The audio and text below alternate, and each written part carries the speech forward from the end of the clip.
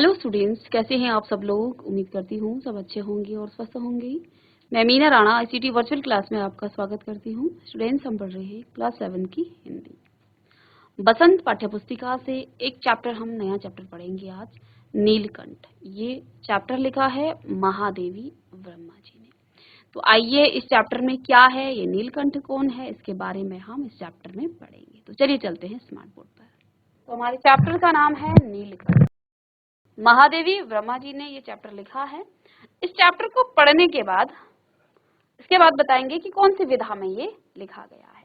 तो क्या कहती है यहाँ महादेवी वर्मा जी कि उस दिन एक अतिथि को स्टेशन पहुंचाकर मैं लौट रही थी कि चिड़ियों और खरगोशों की दुकान का ध्यान आ गया और मैंने ड्राइवर को उसी ओर चलने का आदेश दिया। तो कहती हैं, मैं किसी अतिथि को, किसी मेहमान को स्टेशन पर पहुंचाकर मैं लौट रही थी कि उनको चिड़ियों और खरगोशों की दुकान का ध्यान आ गया और मैंने ड्राइवर को उसी ओर चलने का आदेश दिया। बड़े मियाँ चिड़िया वाले की दुकान के निकट पहुंचते ही उन्होंने सड़क पर आकर ड्राइवर को रुकने का संकेत दिया। मेरे कोई प्रश्न करने से पहले ही उन्होंने कहना आरंभ किया, सलाम गुरुजी। पिछली बार आने पर आपने मोर के बच्चों के लिए पूछा था।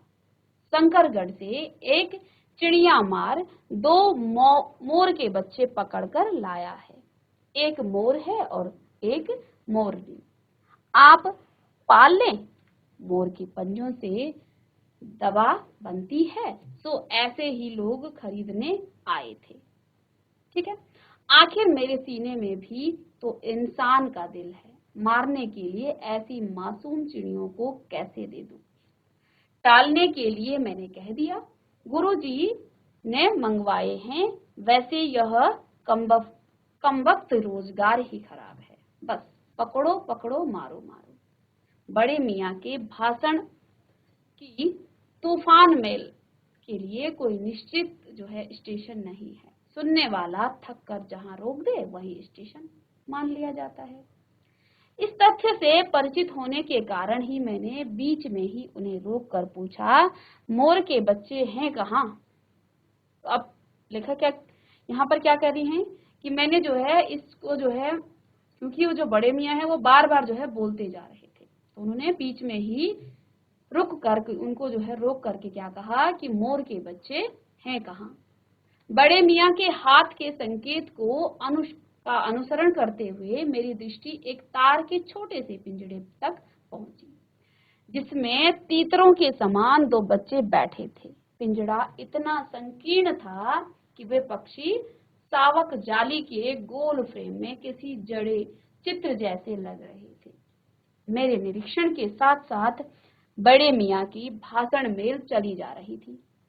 ईमान कसम गुरुजी, चिड़िया मार ने मुझसे इस मोर के जोड़े के नगद 30 रुपए लिए हैं। 12 कहा।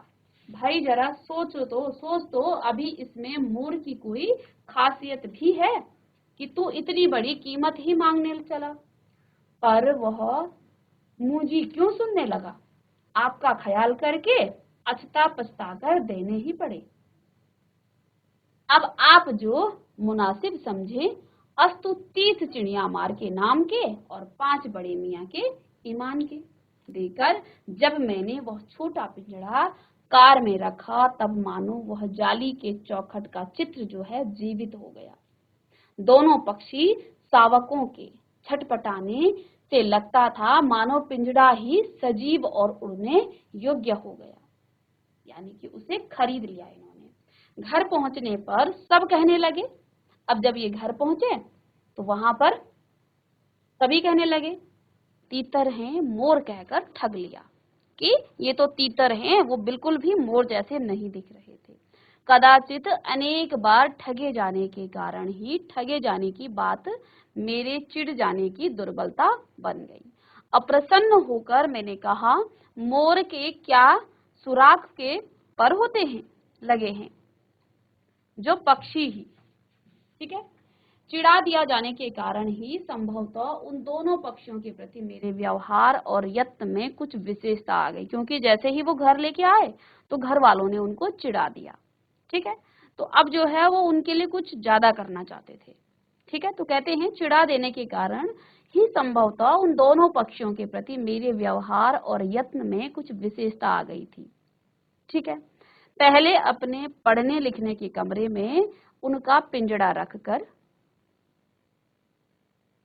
उसका दरवाजा खोला, फिर 2 कटोरों में सत्तू की छोटी छोटी गोलियां और पानी रखा। वे दोनों चूहेदानी जैसे पिंजड़े से निकलकर कमरे में मानो खो गए, कभी मेज के नीचे घुस गए, कभी अलमारी के पीछे।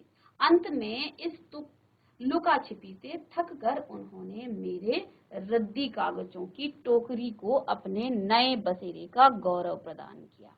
तो जहां पर वो अपने कागजों को रद्दी में डालते थे तो उन्होंने वहां पर अब रहना शुरू कर दिया। 2-4 दिन में वे इसी प्रकार दिन में इधर उधर जो है गुप्तवास करते थे, यानी कि कभी किसी कोने में, कभी कहीं छुप जाते थे। ठीक है, और रात में गद्दी की टोकरी में प्रकट होते रहे। फिर आश्वस्त हो जाने पर, यानी कि अब वो स्वस्थ हो गए थे, कभी मेरी मेज पर, यानी आश्वस्त का मतलब अब वो जो है उनसे नहीं डरते थे। ठीक है, कभी वो मेरी मेज पर, कभी कुर्सी पर और कभी मेरे सिर पर अचानक आविर्भूत होने लगे, यानी कि वो कभी भी आ जाते थे। ठीक है, खिड़कियों में तो जाली लगी थी, पर दरवाजा मुझे निरंतर बंद रखना पड़ता था। खुला रहने पर चित्रा मेरी बिल्ली इन नवागंतुकों का पता लगा सकती थी। तो अब यहाँ पर क्या कह रहे हैं कि खिड़कियों पर तो जो है जाली लगी हुई थी, लेकिन दरवाजा जो है मुझे बंद करना पड़ रहा था, क्योंकि उनकी जो बिल्ली थी जिसका नाम चित्रा रखा हुआ था, अब ये जो नए आए हैं इनकी खोज में वहां पहुंच जाती और उनको अपना खाना बना लेती। तब तक उनके शोध का क्या परिणाम होता, यह अनुमान करना कठिन नहीं है। वैसे वह चूहों पर भी आक्रमण नहीं करती। तो कहते हैं कि वो जो है चूहों पर भी आक्रमण नहीं करती उनकी जो बिल्ली है, लेकिन ये नए थे इसलिए जो है थोड़ा उनसे बचाना पड़ रहा था। परंतु यहाँ तो 2 सर्वथा अपरिचित पक्षियों की अनधिकार चेष्टा का प्रश्न था। ठीक है, उसके लिए दरवाजा बंद रहे और ये दोनों उसकी दृष्टि में ऐरे गहरे मेरी मेज को अपना सिंहासन बना ले। यह स्थिति चित्रा जैसी अभिमानिनी मारजारी के लिए असहाय ही कही जाएगी।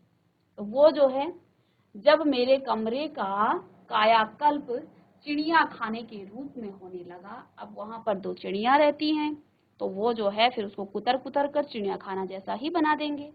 ठीक है, तब मैंने बड़ी कठिनाई से दोनों चिड़ियों को पकड़कर जाली के बड़े घर में पहुंचाया, जो मेरे जीव जंतुओं का सामान्य निवास था। तो यहाँ पर जो है महादेवी ब्रह्मा जी ने बहुत सारे जीव जंतुओं को जो है पाला हुआ था। तो इन्होंने क्या किया, इन दोनों चिड़ियाओं को भी जाली के बड़े घर में पहुंचा दिया, जो जहां पर उनके अन्य जीव जंतुओं का निवास था। दोनों ही नवागंतुकों ने पहले से रहने वालों में वैसा ही कौतूहल जगाया जैसे नववधू के आगमन पर परिवार में स्वाभाविक है। तो अब क्या कहते हैं, जैसे ही इन दोनों नए पक्षियों को ये अपने उस जीव जंतुओं के रहने के निवास स्थान पर ले गए, तो उन अन्य जीव जंतुओं में ऐसा कौतूहल हो गया जैसे नववधू के आगमन पर परिवार में स्वाभाविकता है। क्योंकि जब नववधू आती है तो सब लोग उसको देखते हैं, दूर से परखते हैं, है ना, उसको देखना चाहते हैं कि ये कौन है। तो ऐसे ही जो है वो व्यवहार जो है उन 2 पक्षियों के साथ करने लगते। आगे क्या कहते हैं, लक्का कबूतर नाचना छोड़कर दौड़ पड़े और उनके चारों ओर घूम घूम कर गुटुरगु की रागिनी अलापने लगे। ठीक है, तो जो कबूतर थे जिसका नाम उन्होंने लक्का रखा हुआ था, ठीक है, तो वो जो है क्या करने लग गए थे, वो नाचना छोड़कर जो पहले नाचते थे वो अब नाचना छोड़कर दौड़ पड़े और उनके चारों ओर घूमकर क्या कर रहे थे, गुटरगु गुटरगु की रागिनी अलापने लगे। बड़े खरगोश सभ्य सभासदों के समान क्रम में से बैठकर गंभीर भाव से उनका निरीक्षण करने लगे। जो वहां उस निवास स्थान में जहां जीव जंतु उन्होंने रखे हुए थे, तो वहां के जो बड़े खरगोश थे, जैसे कि सभ्य नागरिक होते ना, बिल्कुल किसी नए व्यक्ति को देख करके जो है वो चुपचाप उसे पहले गंभीरता से उसको पहले उसका निरीक्षण करते हैं। तो वहां के जो बड़े खरगोश थे वो सभ्य सभासदों के समान, जैसे कि वो सभ्य होंगे, क्रम में बैठकर, बिल्कुल क्रम में बैठ करके गंभीर भाव से उनका निरीक्षण करने लगे। ठीक है। ऊन की गेंद जैसे छोटे खरगोश उसके चारों ओर उछल कूद मचाने लगे। तोते मानो भली भांति देखने के लिए एक आंख बंद करके उनका परीक्षण करने लगे। तोते ऐसा लग रहा था कि इन दोनों को जो है भली भांति देखने के लिए वो मनन कर रहे हों, आंख बंद करके, मानो ऐसा प्रतीत हो रहा है कि इनका परीक्षण करने लगे। उस दिन मेरे चिड़ियाघर में मानो भूचाल आ गया। तो अब यहाँ पर क्या कह रहे हैं कि जब मैं इन दोनों चिड़ियाओं को वहां ले गया तो उस चिड़ियाघर में मानो भूचाल आ गया, क्योंकि अलग अलग जो वहां जीव जंतु रखे हुए थे वो जो है अपने अपने तरीके से उन दोनों का जो है देख रहे थे, अजनबियों की तरह। ठीक है। अब आगे देखिए, धीरे धीरे दोनों मोर के बच्चे बढ़ने लगे। अब क्या हुआ, उस दिन तो उन्होंने उन दोनों को अपने कमरे में रखा, लेकिन उनका कमरा उन्होंने ऐसा बना दिया था जैसे वहां कोई चिड़ियाघर होगा। ठीक है। तो कहते हैं धीरे धीरे दोनों मोर के बच्चे बढ़ने लगे। उनका कायाकल्प वैसा ही क्रमशः और रंगमय था जैसे इल्ली से तितली का बनना था। तो तितली बनना आप जानते हैं ना, इल्ली से तितली बनती है। तो पहले तो वो बिल्कुल ही बहुत ही कमजोर थे जब वो लेके आए थे खरीद करके। तो अब जो है जैसे इल्ली से जो है तितली बनने का क्रम होता है, ऐसे ही इन दोनों मोर के बच्चों का जो कायाकल्प है वैसे ही बदल रहा था। तो इल्ली आपने देखी और तितली देखना बाद में कितनी सुंदर हो जाती है। तो ऐसे ही ये मोर जो है जैसे जैसे बढ़ रहे थे, धीरे धीरे बढ़ने का क्रम इनका शुरू हो रहा था, तो ये जो है और भी सुंदर होते जा रहे थे। आइए, ये जो मोर हैं ये कैसे इनका अब जो है जब ये थोड़ा बड़े हुए तो कैसा ये दिखते थे। आगे कहते हैं, मोर के सिर की कलगी जो है और सघन, ऊंची तथा चमकीली हो गई। चोंच जो है अधिक बंकिम और पैनी हो गई थी। मोर के बारे में बताया कि मोर जो है वो उसके सिर की जो कलगी थी वो और भी सघन और ऊंची तथा चमकीली हो गई थी। चोंच अधिक बंकिम और पैनी हो गई थी। गोल आंखों में इंद्रनी की नीलाभ धुती झलकने लगी। लंबी नील हरित जो है ग्रीवा की हर भंगिमा में धूप छाही तिरंगे उठने गिरने लगी। दक्षिण वाम दोनों पंखों में स्लेटी और सफेद आलेखन स्पष्ट होने लगे। पूंछ लंबी हुई और उसके पंखों पर चंद्रिकाओं के इंद्रधनुषी रंग जो है उद्दीप्त हो उठे। ठीक है। जो मरियल सा दिखता था वो मोर जो है अब इतना सुंदर हो गया था।